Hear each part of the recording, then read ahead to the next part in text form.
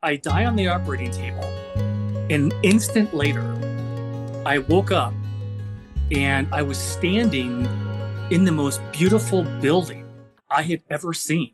Every one of us has somebody like my guide, Alan. We all have guides, and they help us plan our lifetimes. And he was different than everybody else I saw. Because when I looked at his face, it was like there was all of this light coming out of his face, all of this energy, and I couldn't make out any of his features.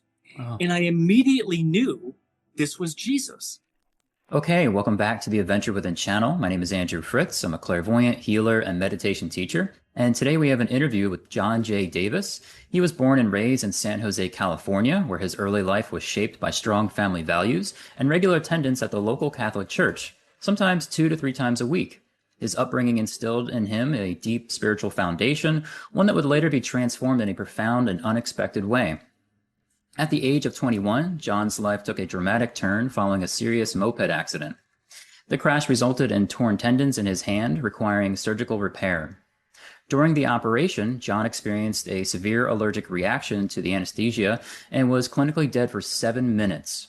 It was during those 7 minutes that John had an extraordinary and life-altering near-death experience, an NDE.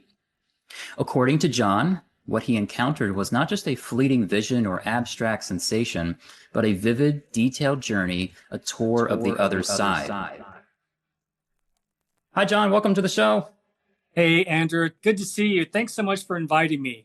So before we get into your very profound near-death experience, can you just maybe briefly summarize what was life prior to that experience? Sure, absolutely. Yeah. When I had my NDE, I was 21. So I was pretty young. And my whole experience in terms of religion was Catholicism. Mm. My dad was a really staunch Catholic, and my sister and I were raised by we would go to church 3 times a week, and then also on Sundays. So that's how I grew up. My whole background was in organized religion.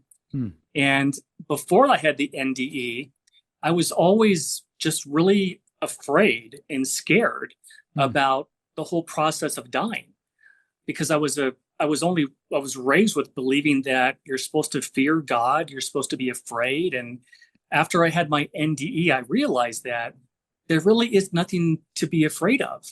Mm. Religion doesn't have all the answers. Mm. I think religions all over the world have some piece of truth to them, but there isn't just one religion that has all the truth. And when I had my NDE and came back, I realized that there's a difference between being religious and being spiritual. Mm. And just because that we've believed something for so long doesn't mean it's true. Mm. So there are a lot of things that I had to unlearn after my experience. Right. Interesting.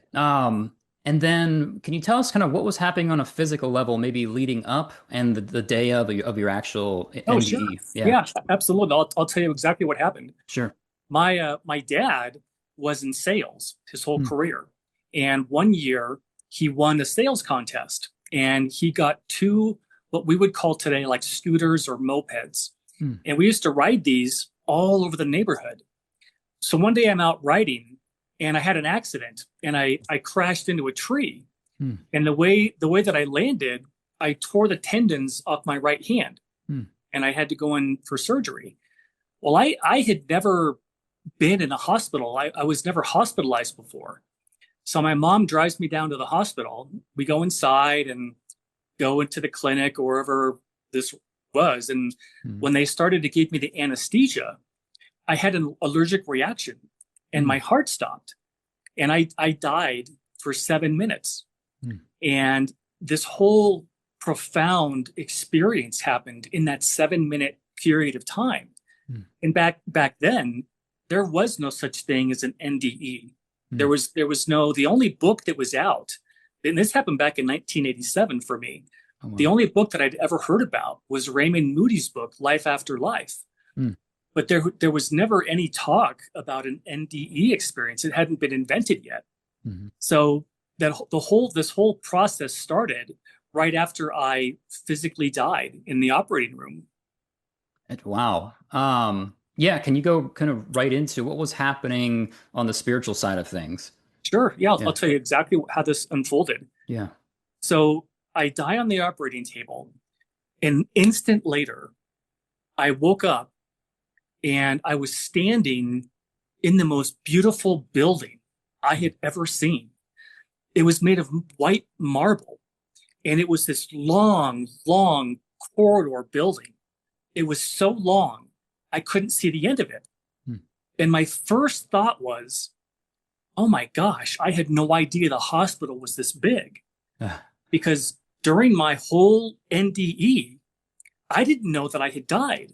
Mm, mhm, And something I want to tell your audience about, so that kind of gives them a little bit of context, mhm, is a lot of times when we hear about a near death experience, we hear about the person who had an accident or something happened in the hospital, and they find themselves floating above their body, mhm, looking down, and then they become aware of a tunnel. And at the end of the tunnel, there's this white light. mhm, So they start going down the tunnel, but they're met by somebody. mhm, Usually it's someone that they know, someone who passed before them, who tells them it's not your time. You have to go back. mhm, So we have never known what is on the other side of that light. mhm, Well, somehow what they did with me is my story starts on the other side of the white light. mm, And I don't know how they did this, but I didn't have the tunnel experience. mm, I was just there on the other side. So I'm in this beautiful building, and in my left ear, I hear, "My name is Alan. I'm your spirit guide." Well, I had no idea what a spirit guide was. mhm. I didn't even know that I had died during this whole journey that he took me on. I didn't know that I had died. Oh, wow. And I learned that every one of us has somebody like my guide, Alan. We all have guides, and they help us plan our lifetimes. And they're with us during our entire lives. Mm, And he was telling me in my ear everything that I was seeing and everything that he told me. And what he did is on the other side, he took me to all these different places first and showed me the outside of what it looked like, mm, and then he took me to the inside to tell me what this building was. mm, So I'm in this beautiful white building, and on the right hand side of me, all the way down as far as you can see, were these tall white marble columns, mm, just like you would see in Greece. mhm, In the middle of this building, all the way down, were these white tables. They looked like the size of somebody's average kitchen table. mhm, And they all had seats, marble seats, and they went down as far as you could see. On the left hand side of me, it it looked like doorways or tunnels that had been cut out of solid marble, all the way down as far as you could see down this huge long hallway. mm, And my guide said, "I'm in the orientation center." And he said, "Look up at the next tunnel." So I look up, and there was a gentleman coming through this tunnel. mm, And that he told me that these tunnels are how people get back from or get from Earth back to the other side. mm, Or you can call it heaven, the afterlife. I just learned that people over there call it the other side. mm, That's where we're from. mm, And he said that there were two people sitting at every one of these tables. And he told me that they are called orientation counselors. mm, And what they do is their job is to help people who've just finished a lifetime, and now they're coming back from Earth back home again. mm, So this woman stood up. She walked over to this gentleman, and he was probably in his 80s or in his 90s. He was an elderly man. He lived a long life, and he had his hand like this over his chest, mhm, like he had pain. And my guide said he just passed from a heart attack. mm, So this woman, she stands up, she walks over, she takes his hands in hers, and she walks him back over to the table, and they sit down. Well, my guide explained to me that many times we don't remember where we're from. mm, We don't remember that we're from heaven or from the other side. And a lot of times people can get really confused about what's happening to them. Mm. So that's the whole job of these orientation counselors. They help people remember where they're from, basically telling him that you just finished your lifetime. Now you're back on the other side and all of these different things. And my guide said, watch him. So I started watching this gentleman, and right before my eyes, he began to change. He changed from an elderly man into a young man in his early 30s. And I wish that I had asked why that is. But my guide said everybody on the other side, everyone's in their 30s. And I don't know if that's because Jesus was in his 30s, or I have no idea. But that's apparently how God created us. We're all in our 30s. So I'm watching this whole thing unfold, and he changes into a young man, and I could see her talking to him, but I was too far away to hear what she was saying, so I couldn't really hear exactly what she said. But once he changed back into a young man again, he stood up and he walked off to the right, and he went down 3 steps between these columns, and he was in what I call it the gardens. I don't know if that's what they call it, but it was the most beautiful gardens I have ever seen. Green, gorgeous green grass and beautiful flowers and trees. And there were all these people there. There must have been hundreds of people. And my guide said, when somebody finishes their life, they go through orientation, and then they have a reunion. All the people that this gentleman had known in his lifetime, everybody that had passed, was there waiting for him. Plus, all the people that he knew before he came in were all waiting there. And they were all hugging him, congratulating him, applaud. It was like a big party. Yeah. And my guide said that the reason that they're all there is they know how difficult life is on this planet. And he explained to me that when people come here, they have to be warriors because this planet is really difficult. And he told me that there are many, many souls who don't want to come here because it is so difficult. They go elsewhere to other planets. And we'll talk about that in just a little bit. So all these people were there to congratulate him. And I thought that was fantastic that there's actually, everybody has a reunion. And here's something else that was just so incredible. Not only are the people that have passed before you waiting for you, so are all of our animals. All the pets that you've had in your lifetime, they also make the transition just like we do.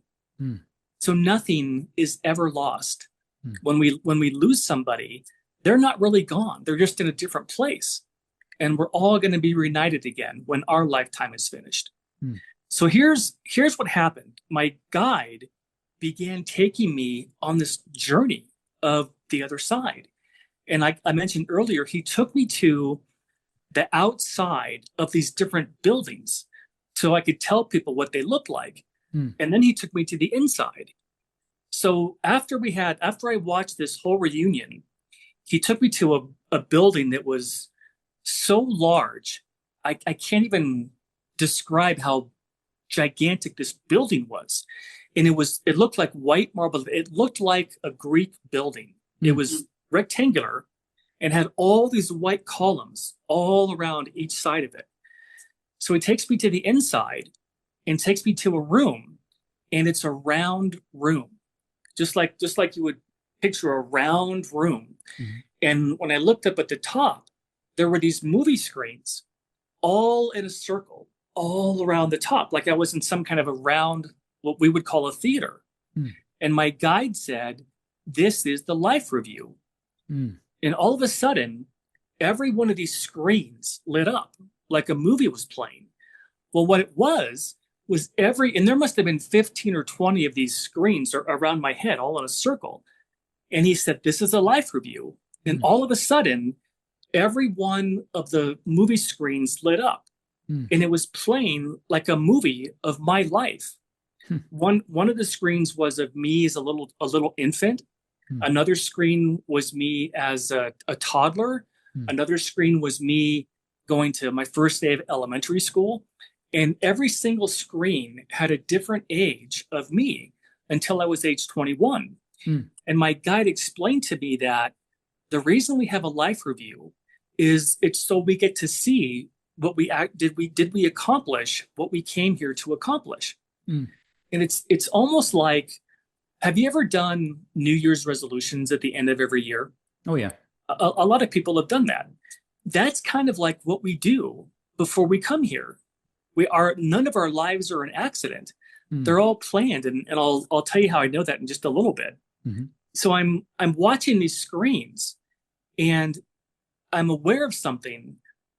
The life review shows you all the good things that you did in your life and how that affected somebody else. And one of the screens was showing an episode that I totally forgot about. It didn't even occur to me that it was a big deal.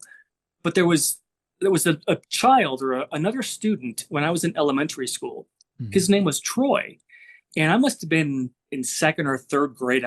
We were really little, and we're on the playground, and Troy had something. He had some kind of a disability, and he had to walk with crutches. Well, one day he was out there and he fell. So I ran over to him. I picked him up, helped him get up, gave him back his crutches. And I never thought anything about that. Mm-hmm. But in the life review, I could feel how much Troy appreciated what I did for him. So you can actually feel the things that you did. Mm-hmm. But it also shows you anything that you did to someone else that may have hurt them. And it's not the things that people do without intention. That they show you the ones that if you really tried to hurt somebody, you feel what that person feels. And my guide explained that is one of the reasons for the life review, because it's a great teacher for the soul. That you just don't hurt people. That's Right. not what God wants us to do. So the life review is something everybody has to go through when they get back.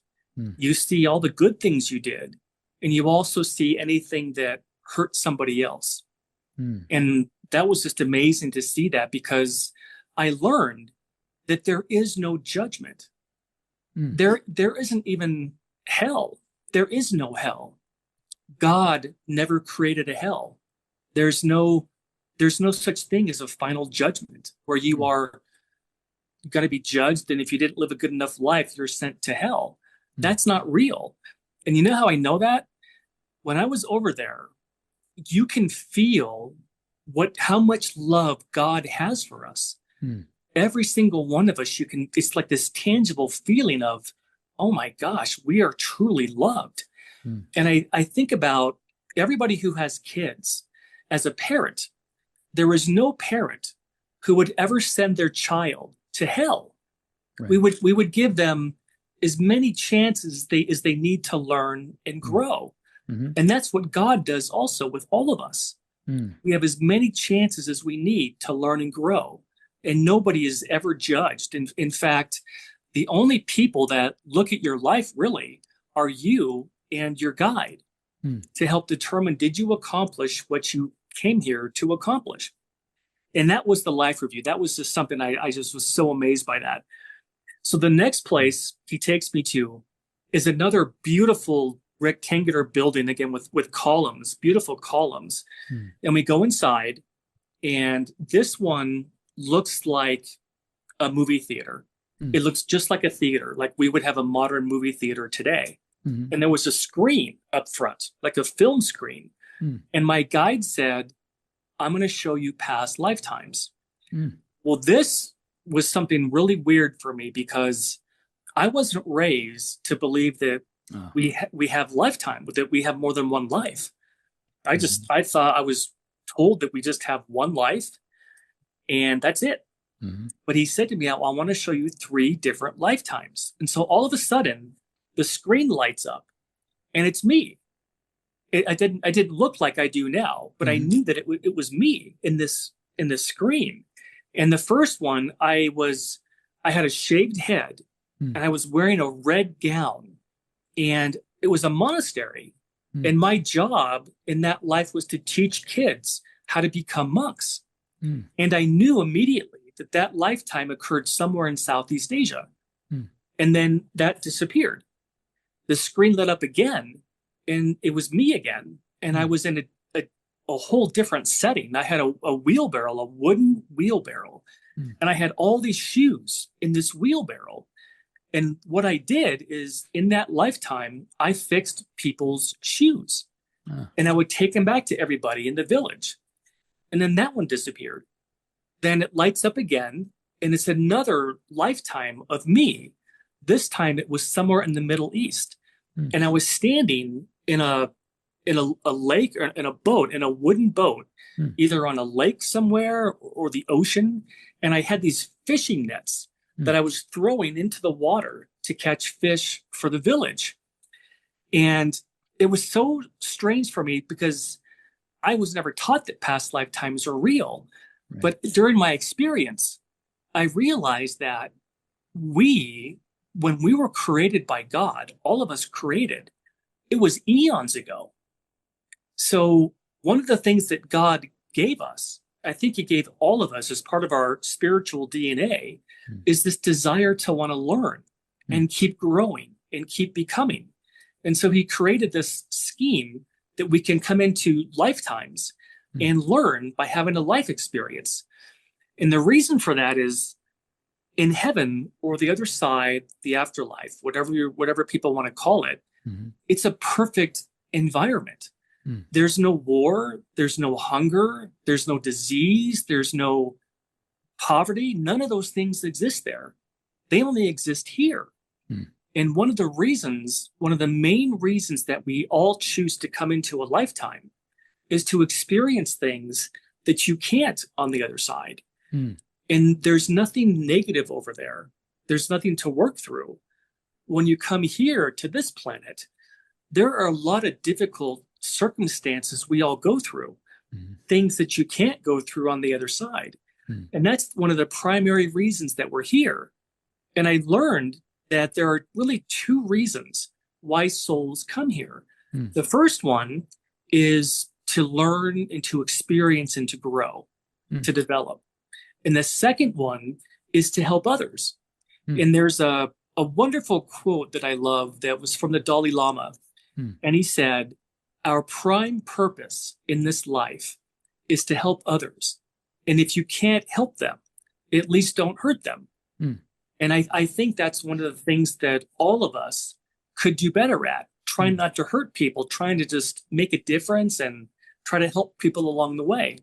And that's what I've always done since I had my experience. I realized what really matters is, are you trying to help other people? Are you trying to make a difference with your life? So that was extraordinary. That was the life review, the past life building. And then the next place he took me to was this round building. And it was, again, all of these buildings he took me to, they could easily house thousands of people. And this building was round, and there were white columns all around it. And it was a big domed building, this big, huge dome on top. So we go inside, and he walks me up to a marble table. It's beautiful white marble table. And on top of it is a single scroll. Have you ever seen those like Egyptian papyrus kind of scrolls? Oh, yeah. That's kind of what this looked like. It was wrapped up and it was just sitting on this table. And he was telling me that everybody who comes into a lifetime has a life chart. In other words, we all write out ahead of time what we want to accomplish. So I pick up this scroll, and there was a blue ribbon around it. So I pick it up and I take the ribbon off and I lay it out on the table. And I look at it and I immediately notice that it looks like calligraphy. Remember that kind of writing when you were a kid? You had that ink pen, you dipped it in the ink. That's what the writing looked like. And my guide was explaining to me that we choose all the major events of our lifetime. Like, what country are we going to be born into? What language are we going to learn? What kind of career are we going to have? Are we going to have children? And all these different things go into a life chart. Well, so as I went to try to read it, Hmm. it's folded up. Oh. And I could not read what was on it. And I Mm. think the reason was they didn't want me to know what I had written because then I might have done something that I wouldn't have learned a lesson from. Right. So I wasn't able to read it. So I looked over to my right, and there was this huge, gigantic wall, and it was full of scrolls. Everybody who had a lifetime, and this was back in 1987, Mm. everybody that had a life back then also had a corresponding scroll. Mm. And what happens is once we finish our lifetime and we go back to the other side, we go to this building, we get our scroll, and we look at it to see did we accomplish everything we wanted to accomplish? Mm. And it was extraordinary. So then, right Mm. about then, I looked over to my left, and there was this gigantic, sprawling window, and I could see outside this building, and there was a walkway, and this is the first time that I saw other people. Mm. All these people were walking back and forth wherever they took me. It was a really busy area, Mm. and people look just like we do. I Mm. always wondered, well, what do people look like? Hmm. They look just like us. Like we can see each other. They look just like we do. Mm. Some people are shorter, some people are taller, and people wear different clothing. Some people wear gowns and robes. Other people just wear jeans and a t-shirt. Huh.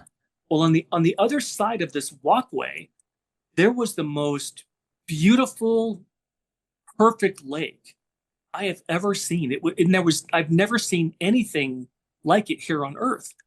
It was kind of in a circular pattern, Mm. and there was all around this lake were weeping willow trees. Mm. Have you ever seen those? Oh yeah. Yep. They're the kind of ones that come over and they go back to all their leaves were floating on the surface of the lake. Hmm. And it was the most beautiful thing I'd ever seen. And my guide said the other side is full of nature. Hmm. There's oceans and lakes and rivers just like we have here. And he explained to me that everything you do or everything you like to do here on earth, you Hmm. can also do on the other side. Hmm. If you like music, you can go to music festivals. If you like the theater, you can go watch plays. You can take classes. You can ride bikes. You can anything you like to do, you can do over there. And I thought wasn't that just a fascinating thing to learn that everything we like to do here, we can also do there. Hmm. And what I realized is that Earth is not home. Hmm. It's not where we're from. It was never meant to be someplace that we spend eternity.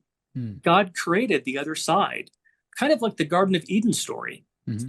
from the Bible, that he created this beautiful place for us that we have for eternity. Hmm. And that's where we stay when we're not in a lifetime. Hmm. Well, that was what I call the building with a dome on it. That's all I know to call it. Yeah.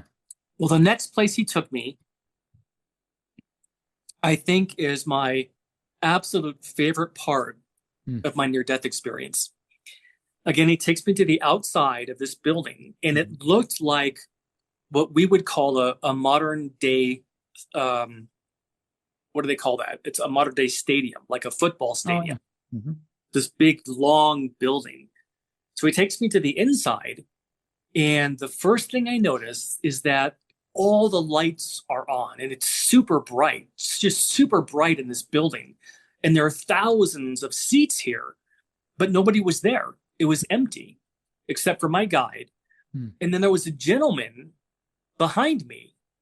And I don't know why I never turned around to look at, I didn't see what he looked like. Hmm. But where the building that I was in was a planetarium.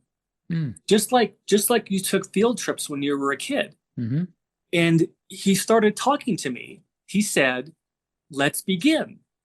And all of a sudden, all the lights went off and it was pitch black. So I sat down and he said, "When you look at the stars, this is what you see."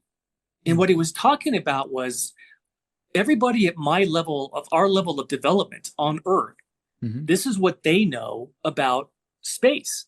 Hmm. And all of a sudden, our sun showed up, then Earth, then Mercury and Mars and Venus, Mm. Saturn, Neptune, all of our planets in our solar system. And then it disappeared. Mm. And then he said, when we look at the stars, this is what we see. And he was talking about everybody on the other side. This is what they know. Mm. And all of a sudden, planet after planet started showing up. First, there were dozens, then hundreds, thousands, and then millions of other planets. Oh my. And he said to me, there is far more life in the universe than you can possibly imagine. And I think my guide showed me this because he wanted me to tell people that Earth is not the only inhabited planet in the universe. Mm. And the second thing was that Earth is also not the only place where we can have lifetimes. Mm. We can actually have lifetimes on other planets. Mm. And I remember, you remember the original Star Trek series with Captain Kirk? Yes. Yeah. I used to watch that after school. Coming home from school, I would watch reruns of Star Trek. And I always believed that there had to be other life out there. Mm-hmm. Well, something I like to tell people, just because I'm such an astronomy buff, is trying to explain to people how many planets there really are. And if you look at just the Milky Way galaxy, astronomers think that there are 100 billion planets just in our galaxy alone. So I used to study this because I always loved astronomy and how the distances in space are so vast that they measure distance and the time it takes for light to travel in a light year. They call it a light year. Yeah. Light travels at 186,000 miles a second. And if we had a spaceship that could travel at the speed of light, it would take that ship 99,000 years to get from one end of our galaxy to the other. Oh my. And that's just our galaxy. Right. And now that they've been having all this research with the Hubble telescope and the James Webb telescope, they think that there are 2 trillion galaxies in the universe. Oh my. Well, if every planet or if every galaxy has 100 billion planets and there are 2 trillion galaxies, the number of planets is just astronomical. Right. I can't even begin to describe how many planets there must be. Wow. And I think the planetarium was probably my favorite part of my whole near-death experience. Yeah. So then we leave the planetarium, and he takes me to another huge, gigantic building. This one was different though. It looked like it was made of marble, but it didn't have any columns on the side. It just had these beautiful marble columns in the front. And the building that looks like it is our Supreme Court building. That's what this building looked like. And there were all these stairs that you had to climb to get up to where the entrance was. So we go inside, and I immediately realized it's a huge library. And there were all these people in there, and that there were large wooden bookshelves, maybe 20 or 30 feet high, with books as far down as you could see. And my guide said, anything you ever wanted to learn, you can come to this library. So he takes me over to the left-hand side of this building. And on the left-hand side were all these, what we would call study rooms. I don't know if that's what they call them over there, but we would call them study rooms. He takes me up to one of these rooms, and there's a woman sitting there, and her back is to me. And she has long jet black hair down to her waist, and she was wearing some kind of a purple kind of a tunic, and she was watching something. And back then, this happened back in 1987. We didn't have what do they call them, flat screen TVs yet. Right. So what she was watching, it looked like what we would today call a flat screen TV on the wall. And it was big. It was like 50, 60 inches, this big, huge flat screen television. And my guide said, look at what she's watching. So I look up, and it looks like she's watching a battle. that was taking place on horseback. There were Native American Indians fighting United States cavalry. Mm. And they were all on horseback. And I just assumed that she was watching a movie, just like we would watch a movie today. Yeah. Well, my guide said, she's watching something that really happened 200 years ago. Mm. And the weirdest thing that happened is I thought in my mind, I thought, how is that possible? Because we didn't have video cameras back then. How was it possible? And my guide heard my thought. I didn't say it out loud. I didn't say, how is that possible? I just thought it. And he heard that. And he said to me, everything gets recorded. And I to this day, I still don't understand how that's possible. But it's a God thing. It's just something that we don't understand. It's God, because all of our lifetimes get recorded. And I realized that when you're on the other side, if you want to learn something, you can still learn on the other side. Having a lifetime, coming here in a life isn't the only way that we learn. We can go to this library and we can go to these rooms and we can watch any period of Earth's history that we want to learn about. And I thought that was just so extraordinary because I've always loved history. And it was so neat to know that on the other side, where we spend eternity, there's all kinds of ways to learn. And that was just the library. So we finished that, and he takes me to another place, and it was a castle. It was a castle just like you would see in England or France. This big, gigantic castle made of stone. And my guide explained to me that on the other side, if you want to learn about something, you can go to the library, you can read about it, you can watch history, but you can also go and see the different buildings that people lived in back then. So he tells me to go inside. So we walk inside this castle, and the first thing I realize is that it's full of this beautiful red carpet, and it made you feel like you were royalty, kind of like what people felt in those lifetimes.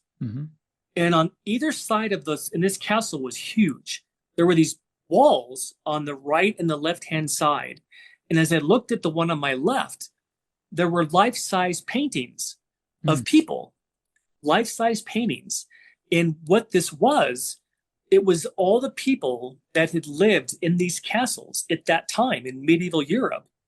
You could walk in, you could look and see what they looked like, and also what they were wearing.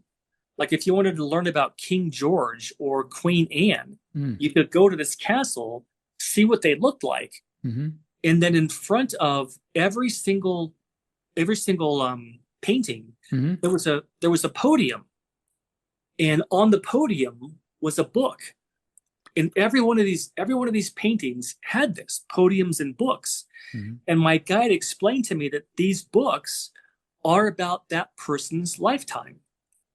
So if you wanted to learn about a public figure in medieval Europe like King George, you could go to this castle, you could look at his picture, and you could read through his book about his lifetime. Well, right, and this is the craziest thing. I look over to my right, and there was a stairwell. Remember how in castles they have those round stairwells that you go up and down? There was a woman who was coming down the stairwell. And she had strawberry blonde hair, and she was wearing kind of a peach colored outfit, like the color of a peach. She walks up to me, and she talks to me, and she said, "Is there anything I can help you find?" And Andrew, I said the stupidest thing. I said to her, "No thanks, I'm just looking." like I was like I was trying to buy clothing or something. I didn't know what to say. And my guide said, on the other side, this girl loves to study history. And she was what we would call a professor about medieval Europe. And he wanted me to be able to tell people that on the other side, if there's something you want to learn about, you could go to some place like the castle or any other time period and see what people lived in. Mm. You can see their picture, you can read about them, or you could also go ask this girl any question about that particular point of history. And I thought that was so extraordinary. And he explained to me that on the other side, everybody has kind of a job that they like to do. Mm. And it's based on the gifts that they were given at creation from God. Mm. People love to, like this woman, she loved history. And the gentleman who was in that planetarium, he loved astronomy. He knew everything about stars and galaxies and planets. Mm. And the people that were in the orientation center, that's what they love to do, talk to people who are just coming back from a lifetime. Mm. Well, here's the end now of my whole experience. My guide took me to a meadow, and it was the most beautiful meadow I have ever seen. Rolling hills, gorgeous grass, and wildflowers. And so he disappears. He leaves me standing in this field, and I thought I was by myself. Mm. So I turned around, and there was a gentleman standing in front of me. He had a white robe on. He had a golden sash around his waist, and he had gold-colored sandals that laced up his calves right to his knees.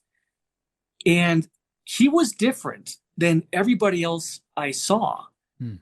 Because when I looked at his face, it was like there was all of this light coming out of his face, all of this energy. Mm. And I couldn't make out any of his features. Oh. And I immediately knew this was Jesus. Mm. This was the person that had a lifetime as Jesus. Mm. And he spoke to me and he said, "You must tell them there is no death." Mm. And the second after he said that, it was like, boom, I woke up back in that operating room. Oh, wow. And ever since then, I've been trying to do what they told me to do, to tell people that there is no death. Right. And one thing I want to tell your audience, because I know that the greatest fear of humanity has been the fear of dying. Mm. People think that it's the end of us, it's the end of consciousness, but it's not. Mm-hmm. When we die, we go back home again. That's our real home. Right. God had never intended this experience to be permanent. It's just a place that we come to learn and to grow. And that when our lifetime is finished, we go back home again. Mm. And the happiest day that any of us ever have is our last day. Because that's the day we get to go home. And that's the thing that I want to share with people, that there's nothing to be afraid of. The actual dying process, it feels like taking off a coat or stepping out of a car. It's just so natural. And what I also learned is that nobody dies alone. The other side always sends somebody to get us. Isn't that remarkable? Yeah. And so anybody who died of COVID, if they were in a hospital room by themselves because they were quarantined, though nobody dies alone, they always send someone to get us. And that was my whole experience. That was my near-death experience. That's John. That's amazing. Right? Isn't it crazy? Yeah. And it's so detailed. You know, you had this, like, it's a tour. You went from place to place to place, and you're kind of like able to obtain or retrieve all this information coming back to the physical. I mean, could you share a little bit about when you're in the hospital? I mean, are you kind of, what state of mind are you in at that point? Well, here's what I said. As soon as he said to me, "You must tell them there is no death," they sent me right back. And when I was laying there, I opened up my eyes, and all these people were staring at me, all this medical staff. And I said, "What just happened?" I'm thinking they could tell me where I was. And he said, "We lost you." And I said, "What? What do you mean?" He said, "You died." I was like, "Oh my gosh." So well, I didn't have the surgery, obviously, after that. I had to come back again. Yeah. So I go home, my mom drives me home, and I tell her what just happened. And my mom was really spiritual, Mm. and she gave me Raymond Moody's book. Have you ever heard of Raymond Moody? I've heard, yeah. Yeah, he's a doctor, and he done a lot of research on near death experience. And he Hmm. wrote a book called Life After Life. Hmm. And I read that very day. And Mm. that's when I realized, oh my gosh, I saw heaven Mm. or the other side or the afterlife. I was actually there. And then after that, I went through a horrible depression Mm. that lasted about at least 2 months because I could not figure out how was I supposed to live my life here, knowing what's over there, knowing what it's really like. Right. And it took me months to overcome that. And the only thing that helped me was realizing that the other side gave me kind of like a mission. Mm. It was kind of like, this is what you're supposed to do to tell people not to be afraid of dying. Mm. And I realized that when I was standing there and Jesus told me this, Hmm. he didn't say, you know, John, when it's convenient for you, when you're not busy, when you don't have a lot of activity, would you mind sharing what we showed you? Mm. He didn't say it like that. Right. He said, you must tell them there is no death. Mm. And so ever since then, I have tried to do what they told me to just share my story as much as I can. And that's why I so appreciate you inviting me on your show, Yeah. because I'm doing what they told me to do. And I know that for me, it has given me so much hope to know that our loved ones haven't really gone anywhere. They're just Mm. in a different place. And Yeah. that when we finish our lifetimes, we're all going to be reunited again. It's just a matter of time.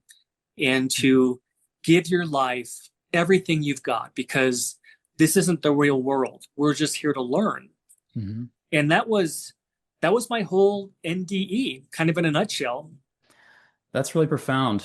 I imagine at some point you probably, it's so much information. I imagine that are you just in one sitting just writing all this down, or is it coming to you in like segments over days, or how was that for you? I wrote the whole thing down that night so I wouldn't Oh, forget. wow. Yeah, yeah. And there were so many things that happened that I didn't want to forget. So Hmm. I wrote everything down and I committed it to memory. And what's so strange is usually I have a really bad memory, Mm. but the experience that I had back in 1987, I remember it like it happened yesterday. Mm. And I think that's a God thing because they must have known that I wasn't going to remember this Mm. because I don't even remember my dreams. Hmm. And I thought to myself when I had this experience that this had to have been some kind of a hallucination. This must have been some kind of a dream Mm. because I in a million years I wouldn't imagine the things that I saw. And then when I realized that this was real, it's like, okay, my job in this lifetime is to share with people what they shared with me.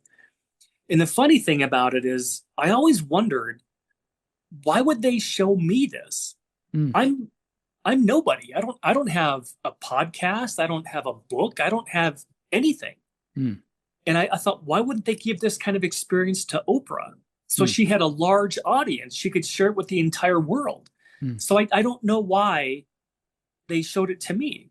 Mm. All I know is that I'm just supposed to share it with as many people as I possibly can. Mm. And that's why I am so grateful to you to have the show that you have that is out there to help other people realize that this isn't home and Mm. there's nothing to be afraid about dying. Yeah. That's amazing. I just have two questions here. One is, do you feel that you set this up prior to being born, that you were like, hey, I want to have this near-death experience and have this experience that you can share this with the world? I'll I start don't with that. I don't actually know. Hmm. I've thought so many times that did they know somehow that I was going to have this problem in the operating room? Mm. Because it seemed like they were expecting me. Like they Mm. knew I was going to be there, and they took me to all these different places. Mm-hmm. So I don't know. And the thing that was so weird is that I was gone officially for 7 minutes, Mm-hmm. but it felt like I was there for 2 hours Ah. with all these things that they showed me. So there must be something that I had planned, like you mentioned. Maybe I did plan this. Mm. Another thing too that was so that I still don't understand to this day is, remember in the orientation center, all those counselors, Mm-hmm. there was always two sitting at every table, Mm-hmm. and they were waiting for people to come through who finished their lives. Mm-hmm. Well, they knew who was coming through and when. And I Oh. don't know how they do that, because all these tables, nobody had computers. Mm-hmm. There were no computers, there were no files, and I don't know how they know people are coming through, but they did, Yeah. because everybody has all these people waiting for them in the reunion. Mm. Somehow they know when our time comes and our lifetimes are finished. And Mm. I don't know how they know that. It's just some kind of a God thing that's how they know. Yeah. That's really cool.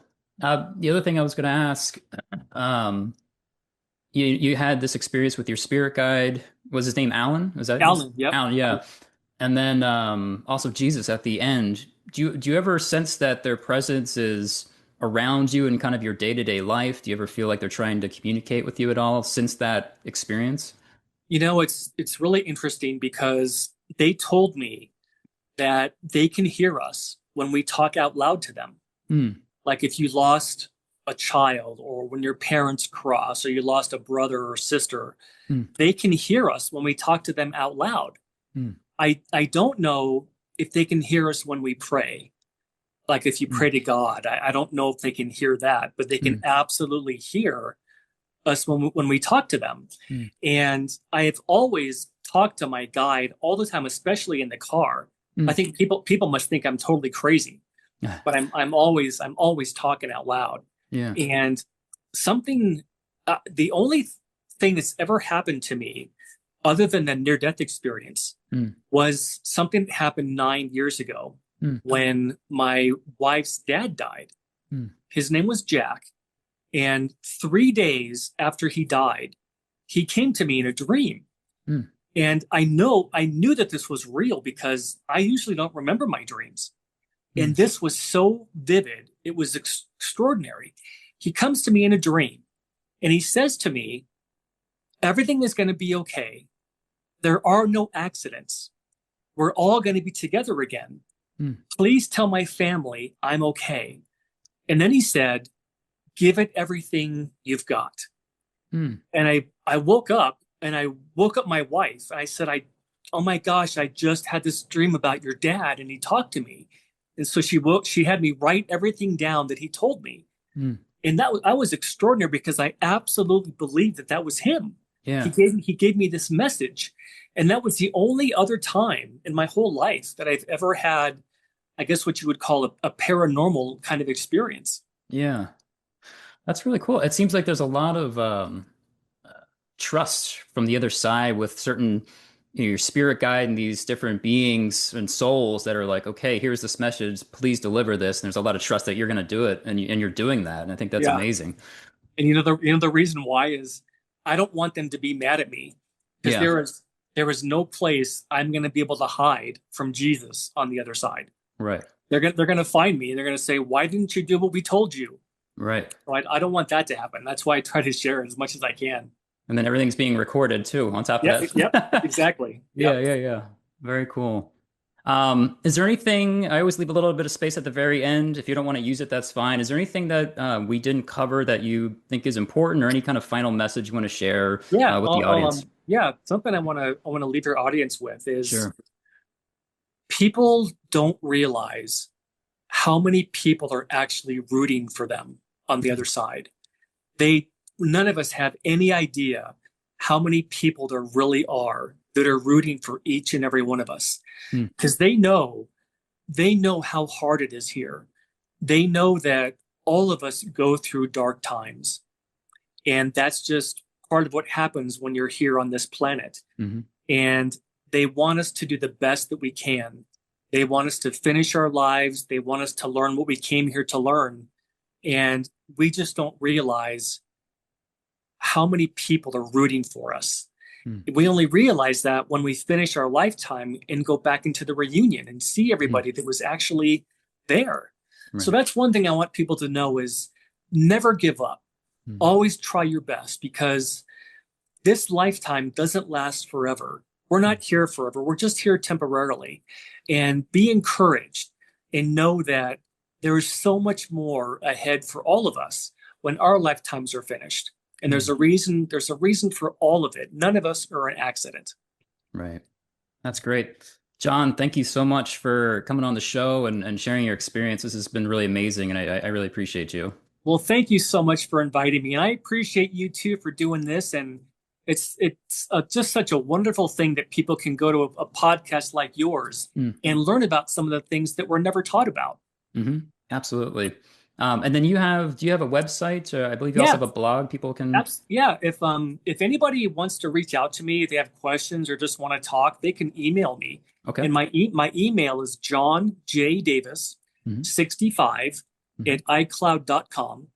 And just recently, a friend of mine finished a website for me. Ah. And what she did is she used some AI technology and she created pictures of a lot of the things that I saw. Mm. So if they want to go to my website, they can actually see a lot of these different things I saw. And my website is johnjdavisnde.com. Excellent. Cool. I'll Yeah, make sure to link that all below in the description on different platforms so it's easier for people to connect with you. fantastic. Absolutely. Thank you again, John, for being here. And everyone, thank you for tuning into another episode. We'll see you next time. Take care.